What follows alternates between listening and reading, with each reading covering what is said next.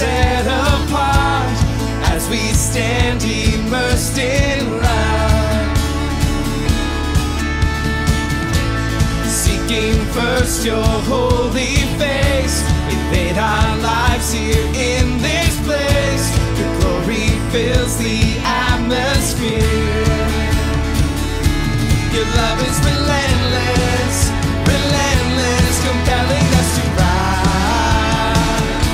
So here we surrender, surrender. Let our hearts collide with yours, for you have shown us what is good. With every piece your heart reveals all that you are. Let our hearts collide with yours. We can't help but want you more and more. Lord, you are all our hearts desire.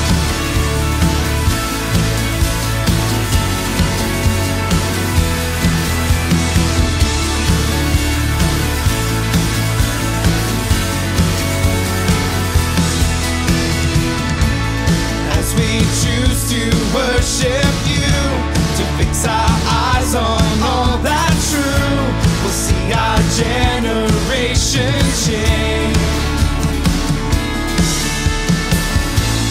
Young and old will prophesy, speaking words of truth and light. We'll see your holy name proclaimed.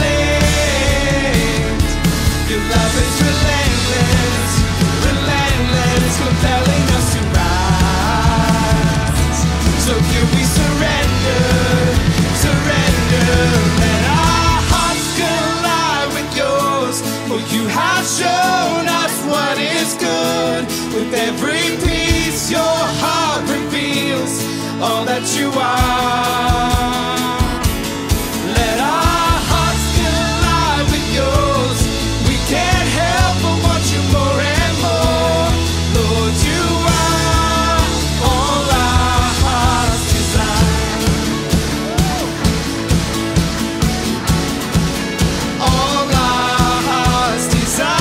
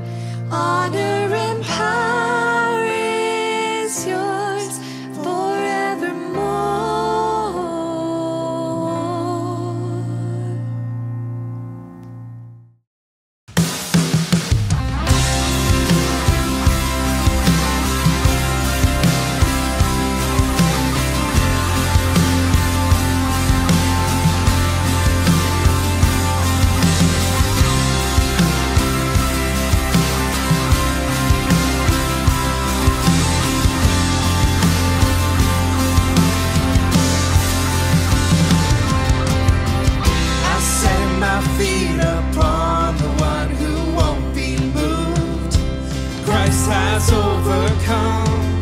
His promise is unfailing. His love defeats all fear, and darkness has no hold. Hope fills up the night, the light within my soul. Nothing to fear in the battlefield. God is our hope, everlasting shield. God, we stand unshaken. Here in a world where hope seems lost, greater is He who resides in us. God, we stand unshaken.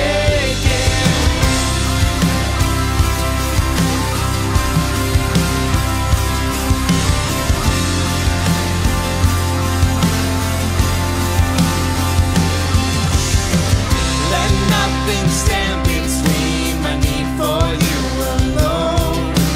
Take away my pride, tear down every idol. You are my confidence, rising up in me. The fight is in your hands, you own the victory. Nothing to fear in the battlefield. God is our hope, everlasting shield. God, we stand unshaken.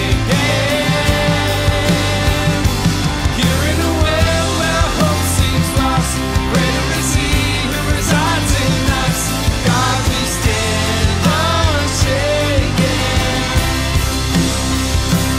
In the presence of our King, we have strength to do all things in His name. In His name. By the power of His blood, it is finished, it is done. In His name, in His name. In the presence of our King, we have strength to do all things. In His name, in His name. By the power of His blood, it is finished, it is done. In His name, in His name.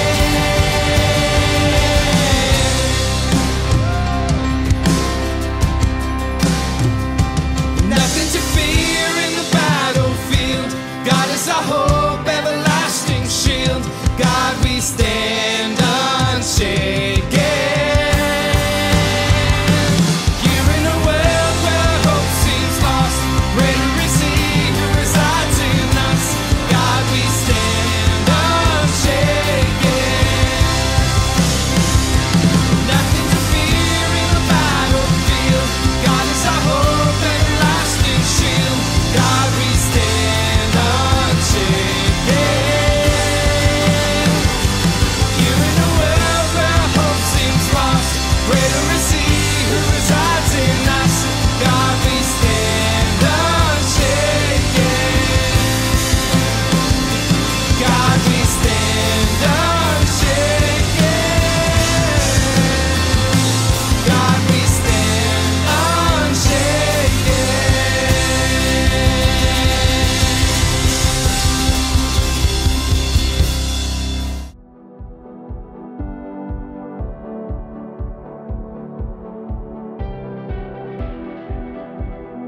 Vous pouvez aussi nous rejoindre à 10h30 chaque dimanche matin pour notre service en anglais et aussi en français.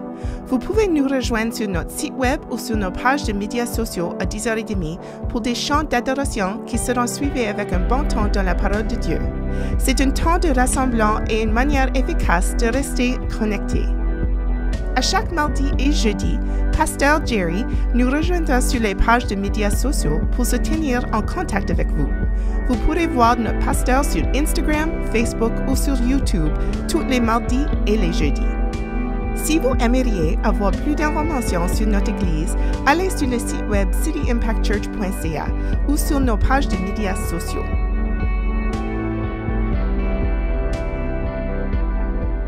Ce matin, nous aimerons partager avec vous pour la dîme et les offrandes, Jean 3, verset 16. Et je pense que tout le monde connaît ce verset.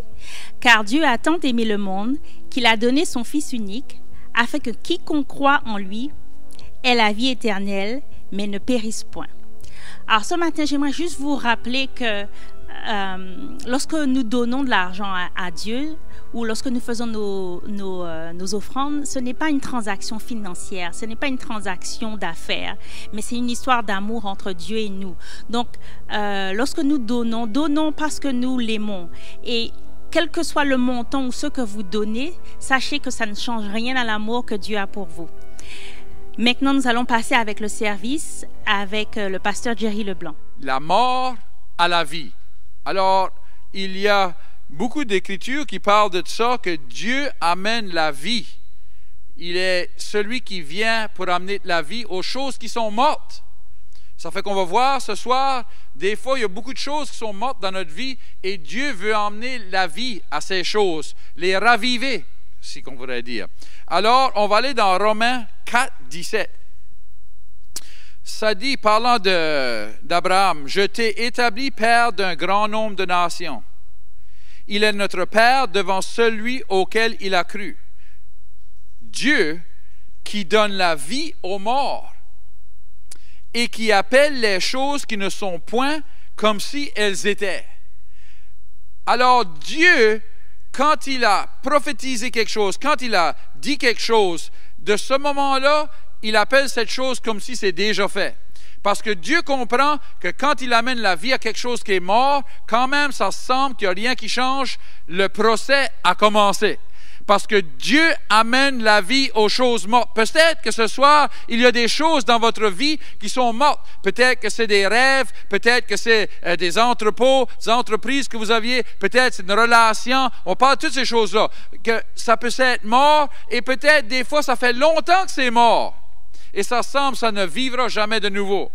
Mais pour l'homme, peut-être que ça vivra jamais de nouveau, ou avec l'homme, peut-être ça vivra jamais de nouveau, mais avec Dieu, toutes choses sont possibles. Alors, cette chose qui est morte peut vivre de nouveau.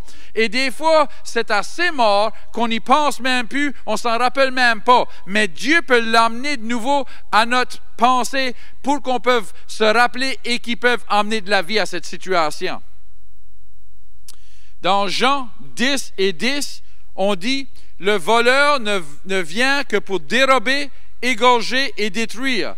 Moi, parlant de Jésus, je suis venu afin que les brebis aient la vie et qu'elles soient dans l'abondance. » Alors, on voit ici que Dieu amène la vie, Dieu amène l'abondance, mais l'ennemi, c'est un voleur. Alors, si que vos rêves ont été volés, si qu'il y a quelqu'un qui a volé vos rêves, des fois on pense, oh, Dieu voulait juste pas que j'aie ça. On blâme tout sur Dieu des fois. Mais je vais vous dire quelque chose, Dieu n'est pas un voleur. Dieu n'a jamais volé les rêves à personne. Dieu veut vous réaliser vos rêves. Alors, si vous aviez un rêve, quelque chose que vous pensiez, ah, ça serait si bon pour moi, ceci, et là que ça a venu, et peut-être que l'ennemi a dit, vous n'êtes pas assez éduqué, vous n'êtes pas assez bon pour faire cela, ça ne va jamais arriver pour vous, ça arrive pour les autres, mais pas pour vous autres. Et il a volé votre rêve. Je veux que vous sachiez que le voleur est venu pour dérober, mais Jésus est venu pour amener la vie. Alors, il peut emmener de la vie de nouveau à ce rêve-là. C'est ça qu'il fait. C'est ça qu'il fait. Peut-être que c'est une relation. Peut-être qu'il y a une relation que vous étiez dedans et que l'ennemi s'est mis là-dedans et là que vous avez eu des mots peut-être ou peut-être que vous avez eu des actions. Peut-être que c'était peut-être même pas votre faute, c'était peut-être votre faute. Mais il faut que vous compreniez que Dieu veut amener de la vie à cette situation. Il veut amener de la vie à cela. Et il peut rétablir cette relation. Peut-être c'est une relation avec un enfant. Des fois, on voit des parents qui ne parlent plus à leurs enfants. Ou peut-être que c'est un frère, une sœur, un père, une mère, un oncle, une tante.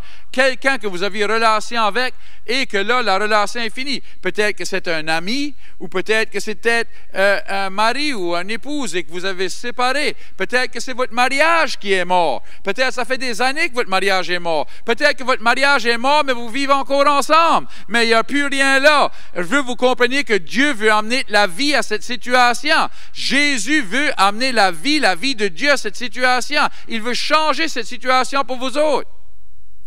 On sait que la première place que Dieu amène la vie, c'est quand on vient né à nouveau. Il amène la vie à notre esprit. On était mort sans lui et maintenant, il amène la vie à notre esprit. Alors, la première place que Dieu veut amener de la vie, c'est dans notre esprit. Mais la deuxième place aussi, c'est notre corps. Physiquement, peut-être que vous êtes malade, peut-être que vous avez été dérobé de votre santé, peut-être que vous êtes... J'avais une histoire d'un jeune homme, un homme. Il avait été à l'église, puis il me disait son histoire. Il dit, j'étais là, j'étais tout tordu, puis j'avais un walker, puis je ne pouvais plus marcher, je ne pouvais plus travailler. Puis j'ai commencé à aller, puis j'écoutais la parole, puis là, peu à peu, le walker était disparu, peu à peu, mes os ont commencé à se sentir mieux. Peu à peu, il travaillait de nouveau dans le bois, et il n'a jamais été malade de nouveau. Pourquoi? Parce que Dieu veut amener de la vie à notre esprit, mais il veut aussi amener de la vie à notre chair. Il veut qu'on soit en santé, il veut qu'on ait la vie en abondance, gloire à Dieu. Une autre place, c'est dans nos relations. Il veut qu'on ait la vie en abondance dans nos relations, toutes nos relations, notre mariage, nos relations entre amis, notre relation en famille. Alors Dieu veut ramener la vie à cette région-là. Il ne veut pas qu'on ait la mort à nos relations. Il ne veut pas qu'on ait des relations qui sont mortes, qui sont coupées, que l'ennemi a détruites.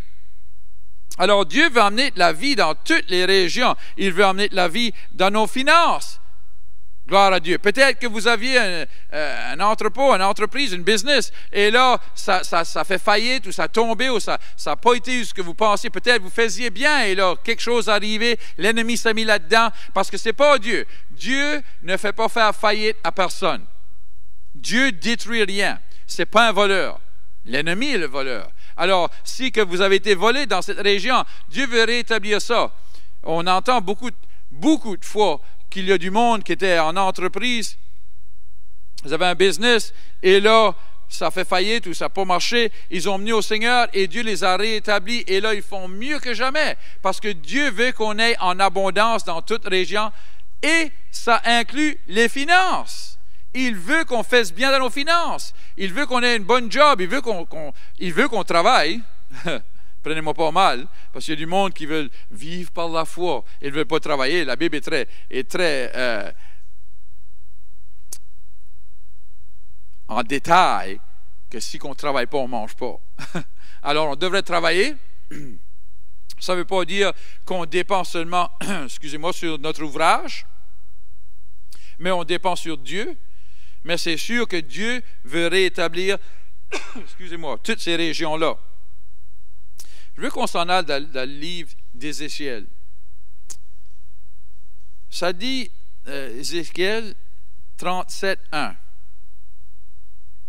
La main de l'Éternel fut sur moi, et l'Éternel me transporta en esprit, et me déposa dans le milieu d'une vallée remplie d'ossements. Il me fit passer auprès d'eux tout autour, et voici qu'ils étaient fort nombreux à la surface de la vallée, et ils étaient complètement secs. Il me dit, fils de l'homme, ces os pourront-elles revivre? Je répondis, Seigneur, seulement tu le sais.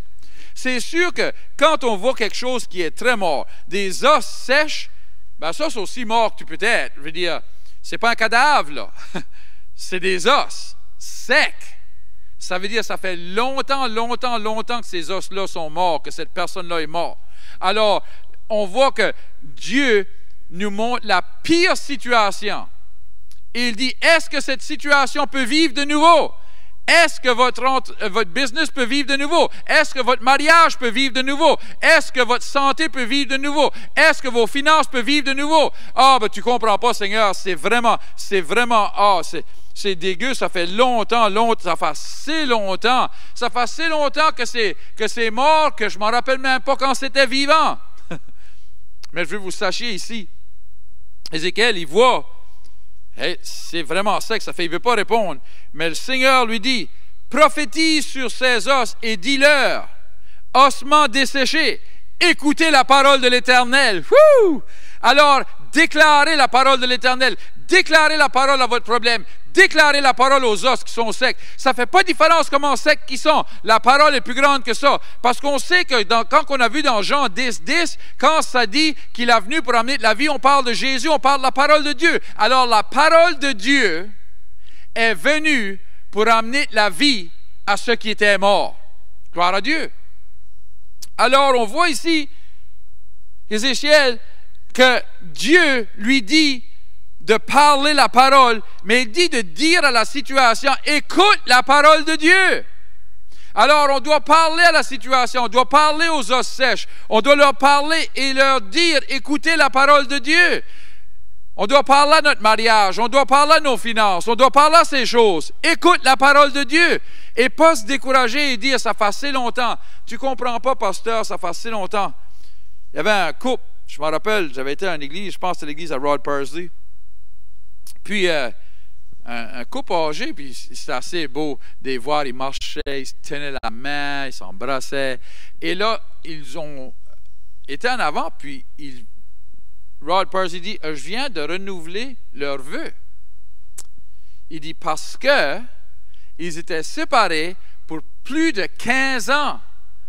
Le mari avait parti, il était alcoolique, il était parti dans une vie de débauchement, et la femme n'a jamais arrêté de prier pour lui, et elle continuait à déclarer la parole de Dieu au-dessus de lui, que Dieu allait le garder, Dieu allait le garder, Dieu allait le délivrer, Dieu allait l'amener de nouveau à elle. Et là, 15 ans plus tard, il arrive, il donne sa vie à Jésus et il renouvelle leurs vœux. Gloire à Dieu! Alors Dieu peut faire quelque chose qui est mort pour des années et des années revenir à la vie. Gloire à Dieu! Ça fait, il n'y a pas de situation qui est plus grande. Vous ne pouvez pas avoir de situation pire que des os secs. Un corps ne peut pas être plus mort que des os secs. C'est aussi mort que tu peux être. C'est aussi longtemps que tu peux être mort. Et Dieu a renouvelé. On voit, si on lit le livre d'Ézéchiel 37, on voit que les os ont venu os contre os. Et là, on a vu les muscles et la chair, ils ont devenu une armée, gloire à Dieu. Ces mêmes os qui étaient dans une vallée sec ont devenu une armée après que l'Éternel ait déclaré sa parole à travers d'Ézéchiel. Alors, Dieu, il n'est pas plus pour un que l'autre. Si qu'il l'a fait pour Ézéchiel, il le fera pour vous autres. La même chose qu'il a fait pour lui, il le fera pour vous autres.